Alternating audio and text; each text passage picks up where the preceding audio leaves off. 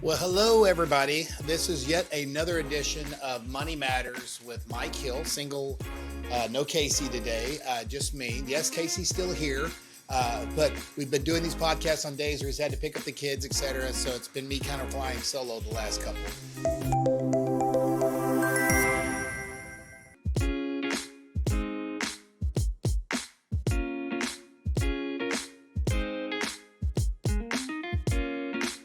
Right here, Hill Financial Group, been doing this for 28 and a half years, could be 29 years this June. Very happy to serve the community.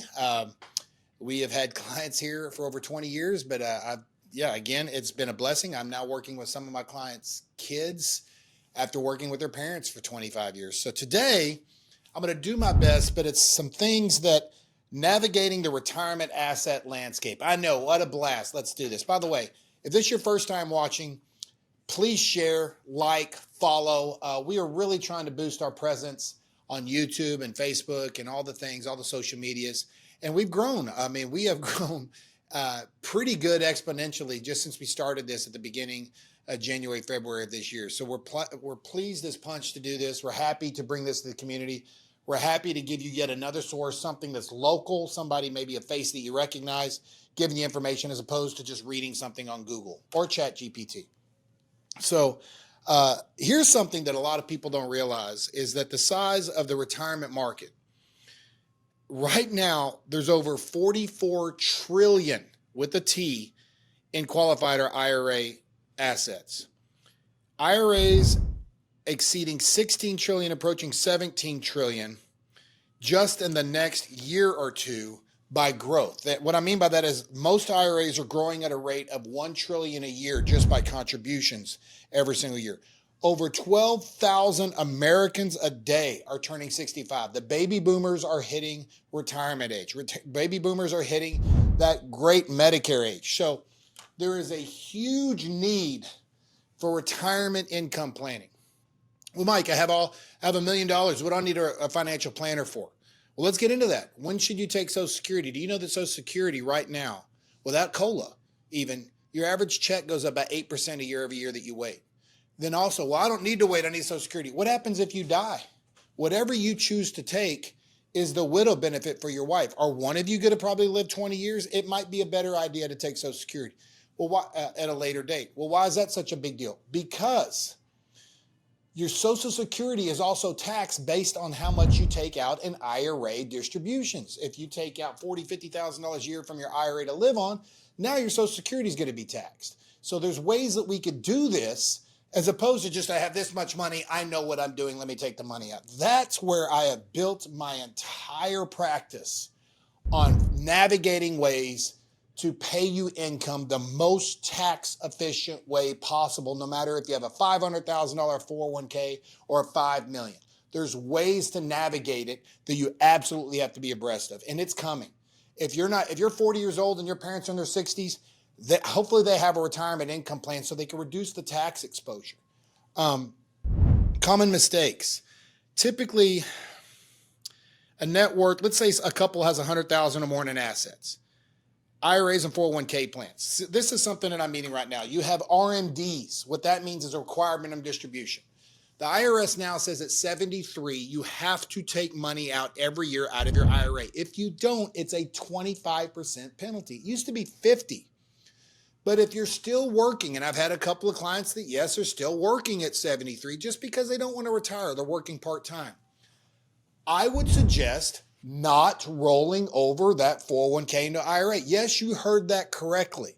Most advisors will tell you always roll over your 401k into an IRA, which I agree with the majority of the time because you have more investable assets to go into. You could pick and choose. It's more customized to you as opposed to just having 30 mutual funds that you didn't even pick. I can give you 100 reasons why it's a good idea to roll over, but I can give you one reason why it's not a good idea. Did you know at 73 years old, if you're still working for a company and you have 401k assets, you do not have to take an RMD out of that 401k. That could save you thousands in taxes a year just by leaving it in a 401k.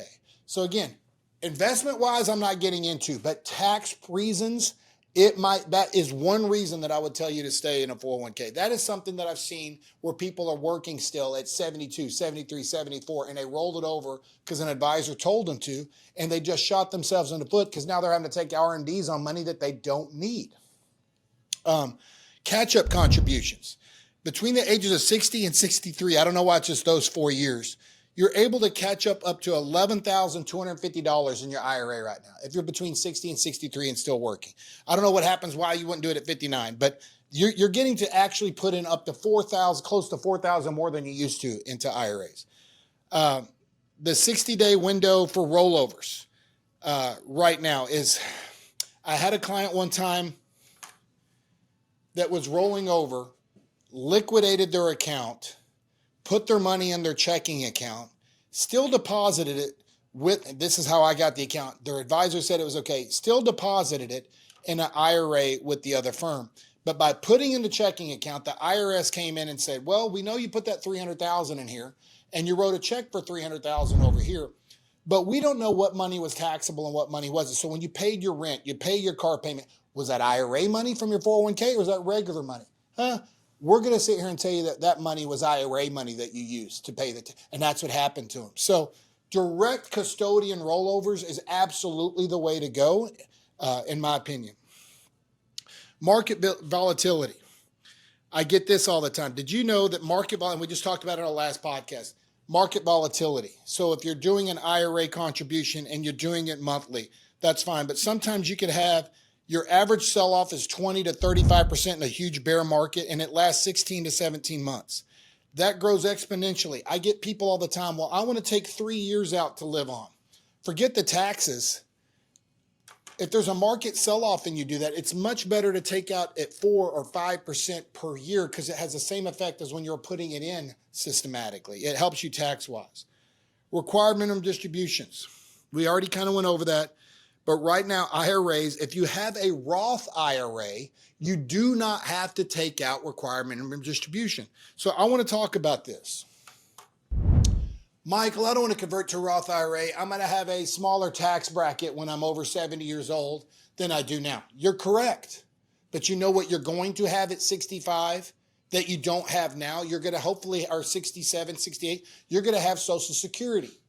So if you have $100,000 in a Roth IRA, and you pull out $20,000 to live on top of your Social Security, guess what?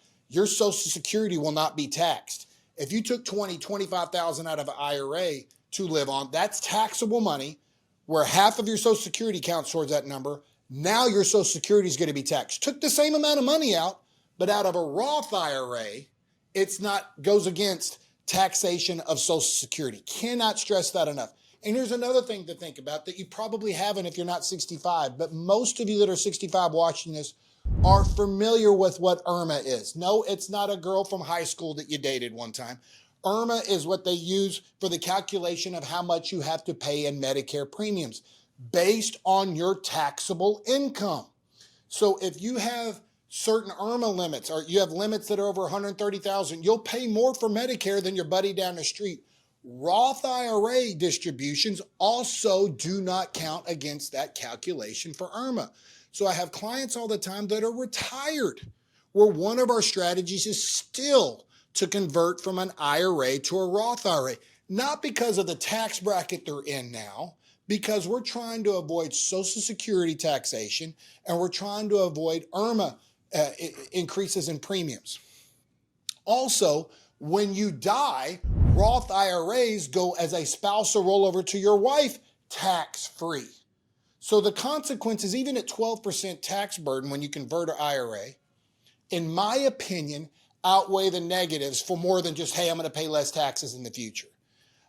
So talk to an advisor, talk to us about Roth IRA conversions. I think it is absolutely untapped and needs to be used more when talking to clients about IRA distributions.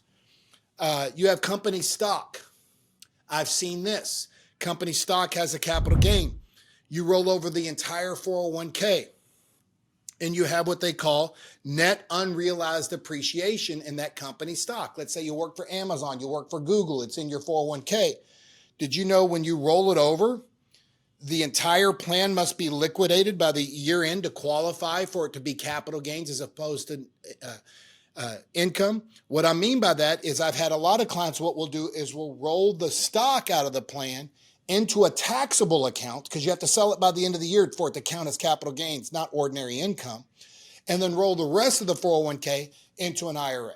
Again, that's a very convoluted thing, but I have a lot of clients that have stock options. I have a lot of clients that have things in their account, company stock. Talk to me first or talk to somebody like me before you just roll the whole thing over into an IRA. Estate planning. Do you know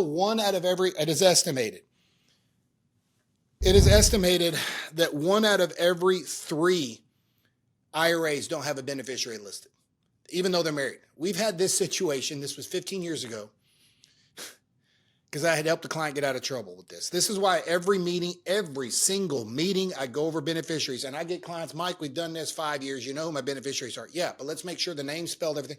I had a client who was remarried, died. 4 years later, the wife comes in. We find out an old account at Schwab still had his first wife listed as beneficiary. Could not change it. Could not change it. This is a true story. Can't change it. Because how it's listed at the custodian will always take precedence over the will or the trust. Whoever is listed as a custodian or whoever's listed as your beneficiary on a life insurance policy, that's who it's going to go to. So make sure your beneficiary designations are wives, unless you really want to strangle this guy, make sure you have your beneficiaries or strangle them after you check. Sorry, bad joke. But make sure that the beneficiaries are correct on all accounts, including if your daughters get remarried and they're just a contingent beneficiary, make sure you have the new name on there. It makes your life so much easier. Because people, I don't want you to have trust unless you have what they call an IRA trust, which are convoluted in itself. I really don't want you to have trust listed as your beneficiary on accounts. Because now when you die, your spouse gets an automatic spousal rollover where they don't have to take the funds out over 10 years. When it goes to kids, when it goes to a trust, even if your wife is still living, they have to take the 10-year distribution unless they do a special IRA trust, which is a very convoluted thing to do. So we also have mega backdoor Roth IRA conversion strategies that we can go over with you. But anyway, I wanted to hit upon beneficiaries. I wanted to hit upon the importance of using a Roth IRA than more than just, hey, it's a lower tax bracket. Why would I do it? There's so many things factored into it, but there's so many IRA mistakes that people are making now, especially rolling over from a 401k. Please call our offices, meet with somebody like me. If you have somebody close, we do Zoom, we do phone calls, whatever you need. This information is free to you. I will be more than happy to talk to you about it. If you become a client, great. If you're a current client, great. I just want this information out there because honestly, it's nothing that anybody's reading the fine print on, and that's what my job is. So Mike Hill Financial Group, hope you're enjoying these podcasts. I stood up today so I could do my Kramer, impression. I didn't yell bye or anything like that, but I've enjoyed doing these. I hope you enjoy the content. Please like or share on YouTube and Facebook. Take care and God bless.